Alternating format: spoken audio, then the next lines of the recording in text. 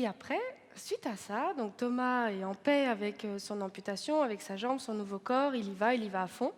Et à peine un an après, il commence à faire des réveils nocturnes. Il se réveille, il est un peu perdu, il se rendort, il se réveille.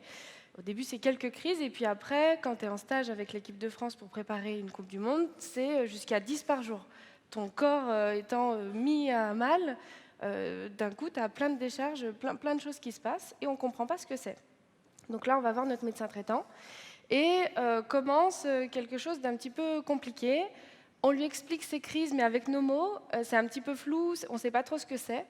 Et lui, face à ce qu'on lui décrit tous les deux, nous dit « mais c'est psychologique, ça fait un an que vous avez perdu votre pied, c'est ça, ça doit être ça ».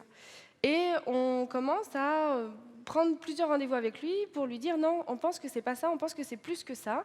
Et du coup, il te fait faire des IRM, des scanners, plein d'analyses qui n'aboutissent à rien. Jusqu'au jour où Thomas, face à cette personne qui pensait mieux le connaître que lui-même, lui dit « non, mais on a tout vérifié sauf la tête, donc cette fois, je tape du poing sur la table, faites-moi une IRM du cerveau ».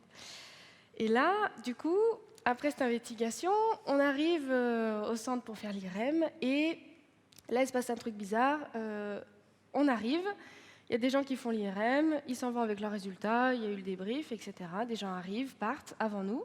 Nous, on attend des heures, et au bout d'un moment, on nous appelle.